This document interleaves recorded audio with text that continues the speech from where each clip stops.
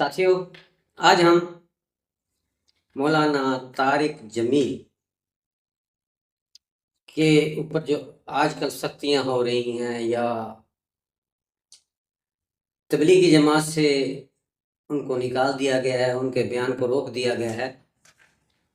اس پہ گفتگو ہوگی کہ مولانا طارق جمیل صاحب نے وہ کون سی غلطی کی ہے، وہ کون سا ایسا گناہ کیا ہے جس کی بنا پر مولانا صاحب کو تبلیغی جماعت والوں نے، بلکہ یوں کہہ لیجیے کہ مکتبہ فکر دیوبند کے تمامی علماء آج ان کی مخالفت کر رہے ہیں اور ان کو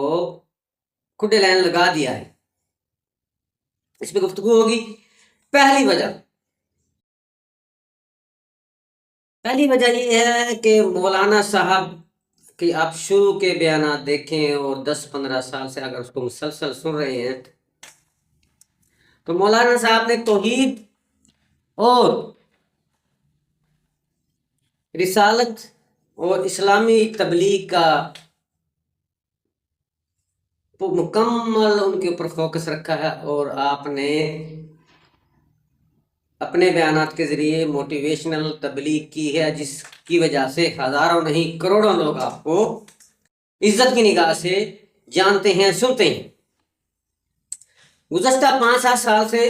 مولانا صاحب نے اہل بیت النبی خصوصاً حضرت علی کی شان میں ان کی وکالت کرنا بہت زیادہ شروع کر دی، اور حضرت علی کے بارے میں متعدد بار انہوں نے بیانات دیے، اور شان اہل بیت میں کچھ کافی زیادہ بولنا شروع ہو گیا اہل بیت، اور حضرت علی کی شان میں خاندان نبوت پر انہوں نے بہت زیادہ، بلکہ یوں کہہ لیں وکالت کی ہے اہل بیت کی، جس کی وجہ سے جو مسلمانوں میں مکتب فکر محمد آقا کریم صلی اللہ علیہ وسلم اور اس کی آل سے بہت زیادہ پیار کرتے تھے، وہ بھی ان کو پسند کرنے لگے، یا جن کا لگاؤ ہے، جن میں اہل تشیع ہو گئے، کچھ بریلوی حضرات ہو گئے، تو اس کی وجہ سے مولانا صاحب اور کچھ زیادہ اللہ تعالیٰ نے ان کو عزت بخشی۔ تمام مکاتب فکر اب مولانا صاحب کی عزت اور قدر کرنے لگے تھے، اور پاکستان کی کوئی مسجد اور کوئی ایسا شہر نہیں جہاں مولانا صاحب کو سنا نہ جاتا ہو۔ دوسری وجہ خود مولانا صاحب ہیں۔ میں نے کہا وکالت اہل بیت النبی کا جیسے شروع ہوئی تو پاکستان اور دنیا کے تمام مکاتب فکر جن کے اندر حنبلی ہیں، یوسفی ہیں، مالکی ہیں، حنفی ہیں، بریلوی ہیں، اہل حدیث ہیں، اہل تشیع ہیں، ان کی توجہ کا مرکز مولانا طارق جمیل بن گئے، اور ان کے اپنے جو مکاتب فکر کے علماء اور لوگ بھی مولانا صاحب کے فین بن گئے، اور مولانا صاحب 4 بر اعظموں میں ماشاءاللہ انہوں نے تبلیغ کی، اور دنیا کے 4 بر اعظموں میں لوگ ان کو جانتے ہیں، ان کی قدر و منزلت اتنی بڑھ گئی۔ پاکستان، انڈیا، بنگلہ دیش خصوصاً اس میں ٹوٹلی مسلمان ان کو قدر کی نگاہ سے دیکھنے لگ گئے، تو مولانا صاحب کی یہ بڑھتی ہوئی شہرت، مقبولیت بھی مولانا صاحب کی دشمن بن گئی، کیونکہ آپ نے 50-60 سال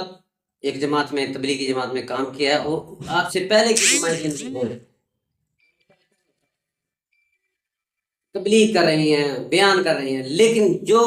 قدر و منصب آپ کو قدر ملی ہے، جو آپ کو جناب دنیا میں آپ کی عزت افزائی ہوئی ہے، مقبولیت ہوئی، وہ